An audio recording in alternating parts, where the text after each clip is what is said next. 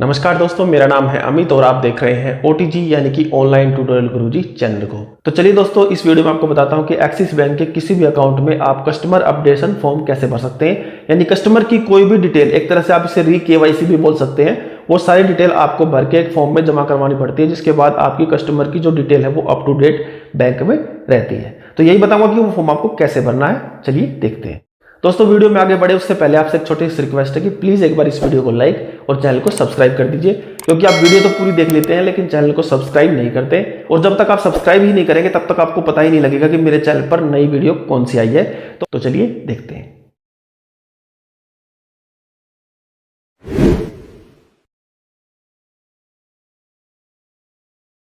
तो axis bank में customer updation form कुछ इस तरीके का होता है KYC करवाने के लिए। ये फॉर्म आपको बैंक से मिल जाएगा, या फिर चाहें तो आप इसे बैंक की ऑफिशियल वेबसाइट से डाउनलोड करके इसका प्रिंट आउट भी निकाल सकते हैं।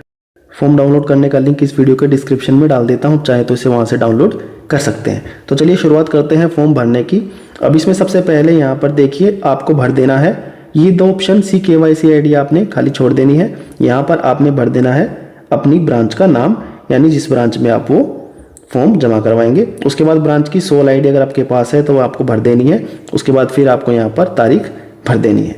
उसके बाद फिर लिखेंगे आप यहाँ पर कस्टमर नेम, सबसे पहले सफिक्स लगाएंगे और फिर कंप्लीट नेम, एक ब्लॉक का फर्स्ट और लास्ट के बीच में स्पेस छोड़कर आपने एप्लीकेंट का नाम भर देना है जिसकी डिटेल अपडेट होनी है। अगर तो जो आपको OVD के हिसाब से अपना नाम चेंज करवाना है या अपडेट करवाना है तो आपको पहले ऑप्शन पर टिक लगा देना है, और अगर आपको नाम चेंज नहीं करवाना तो आपको no change in my KYC detail पर दोबारा से सेकंड ऑप्शन पर टिक लगाना है। दोनों में से किसी ऑप्शन पर आपको टिक लगाना है। तो देखिए, नाम चेंज नहीं करवाना तो मैं दूसरे ऑप्शन पर टिक लगा दूंगा। उसके बाद फिर यहाँ पर कस्टमर ID आपने डालनी है, जो भी आपकी बैंक की कस्टमर ID है वो आपको पासबुक पर मिल जाएगी। उसके बाद फिर डालेंगे आप अपना अकाउंट नंबर, ये भी आपको अपनी बैंक की पासबुक पर मिल जाएगा इस तरीके से। फिर यहाँ पर जेंडर पर टिक करना है, मेल फीमेल या ट्रांसजेंडर, जो भी आपका जेंडर है वो यहाँ पर टिक कर देना। उसके बाद ऑक्यूपेशन आप यहाँ से चूज करेंगे, सैलरीड है, सेल्फ एम्प्लॉयड है, जो भी है इस तरीके से। ऑक्यूपेशन कोड आपने खाली छोड़ देना है, ये बैंक खुद भर लेगा। अगर सैलरीड है तो किस तरह की कंपनी में जॉब करते हैं यहाँ पर टिक करना। सेल्फ एम्प्लॉयड है तो फिर आप किस तरीके के सेल्फ एम्प्लॉयमेंट आपका प्रोफेशन है वो आप यहाँ से टिक कर लीजिएगा। बहुत सारे ऑप्शन दिए हैं। और अगर बिजनेस में है तो फिर यहाँ पर कितने साल हो गए बिजनेस में, कब आपकी फर्म बनी थी, कितनी आपकी जो है इन्फॉर्मेशन आपने यहाँ पर बिजनेस की दे देनी है। उसके बाद फिर आपको एनुअल इनकम भर देनी है, यानी सालाना आपकी कितनी इनकम है। उसके बाद कॉन्स्टिट्यूशन कोड में आपने यहाँ पर खाली छोड़ देना है। आपने सीधा यहाँ पर रेजिडेंशियल इंडिविजुअल अगर आप हैं तो इस पर टिक करना, और अगर HUF है तो HUF पर आपको टिक करना पड़ेगा। उसके बाद सोर्स ऑफ फंड में आपने किस तरीके के सोर्स से आपकी सैलरी आती है, फंड आता है सैलरी से, बिजनेस से, वो आपने टिक कर देना है। उसके बाद अगर आप पॉलिटिकली एक्सपोज पर्सन है तो यस कर देना, अदरवाइज इसको नो कर देंगे। उसके बाद फिर आपने यहाँ पर कम्युनिकेशन एड्रेस भरना है, लेकिन उससे पहले जो भी डॉक्यूमेंट आप एड्रेस को प्रूव करने के लिए लगाएंगे उस डॉक्यूमेंट का नाम आपने यहाँ पर लिख देना है, आपका आइडेंटिफिकेशन डॉक्यूमेंट। जैसे मान लीजिए मुझे अगर आधार कार्ड लगाना है तो मैं यहाँ पहले ऑप्शन में लिखूंगा आधार कार्ड, इस तरीके से आधार कार्ड यहाँ पर लिख दूंगा। उसके बाद फिर मेरे को यहाँ पर उसकी आधार कार्ड का नंबर लिख देना है, जो भी डॉक्यूमेंट लगाऊंगा।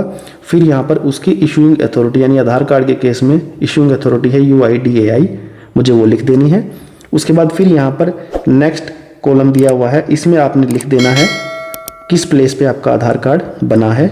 उसके बाद उसकी इशू डेट और एक्सपायरी डेट अगर आपके डॉक्यूमेंट की है तो लिख देना, नहीं है तो इन दोनों ऑप्शन को आप खाली छोड़ सकते हैं।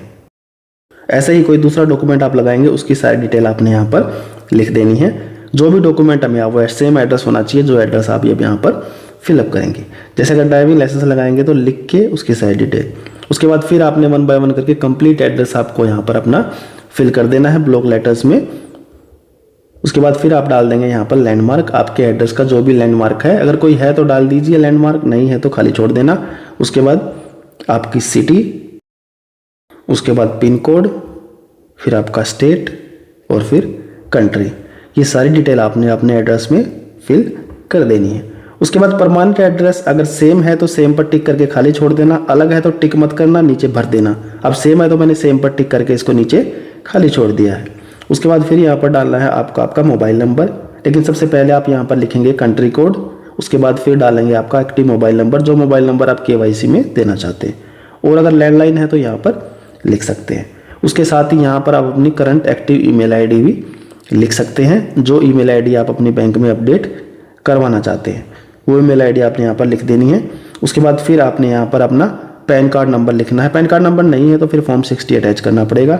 अगर पैन कार्ड है तो सीधा आपको पैन कार्ड का नंबर यहाँ पर लिख देना है, फिर आपको फॉर्म 60 भरने की कोई ज़रूरत नहीं है। उसके बाद यहाँ पर कुछ ऑप्शन दिए गए हैं। ये जो इन्फॉर्मेशन नीचे है ये अपडेट होगी।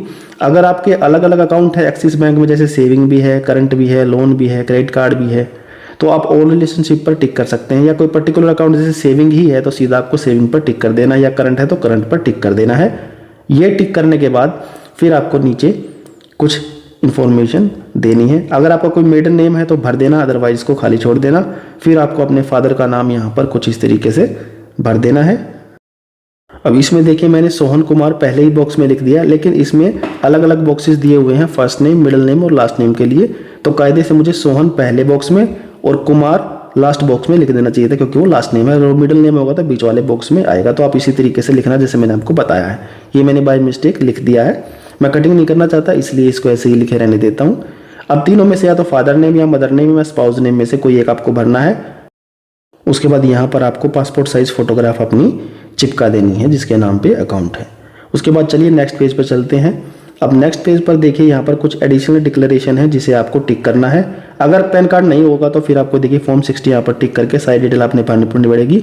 अब क्योंकि पैन कार्ड नंबर आपने भर दिया है तो इसे भरने की कोई जरूरत नहीं, सीधा आपने इसको स्ट्राइक आउट कर देना है। उसके बाद यहाँ पर फटका CRS डिक्लेरेशन आपने देनी है। सबसे पहले आपको इस पर टिक करना है।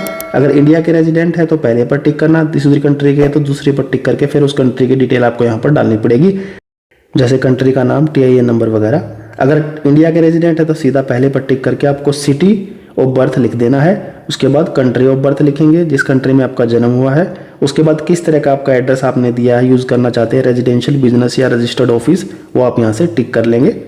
उसके बाद नीचे अगर HUF का केस है तो इसे टिक कर देना, अदरवाइज इसे खाली छोड़ देना है। और सबसे पहले ऊपर आपको यहाँ पर सिग्नेचर कर देने हैं इस तरीके से HUF से ऊपर। उसके बाद अगर HUF का केस है आपने वहाँ पर टिक किया होगा HUF वाले ऑप्शन पर तो इसे भरना, अदरवाइज आपको इसे स्ट्राइक आउट करके खाली छोड़ देना है।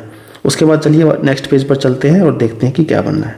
तो नेक्स्ट पेज पर मूव ऑन करने के बाद यहाँ पर डिक्लेरेशन में सबसे पहले आपने डेट भर देनी है, यानी जिस तारीख को आप ये फॉर्म बैंक में जमा करवाएंगे उस दिन की तारीख आपको यहाँ पर लिख देनी है।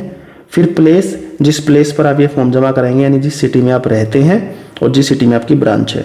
उसके बाद फिर यहाँ पर आपको सिग्नेचर कर देने हैं इस तरीके से। बस आपको ये फॉर्म इतना ही भरना है, इसके अलावा इस फॉर्म में कुछ भी नहीं भरना है।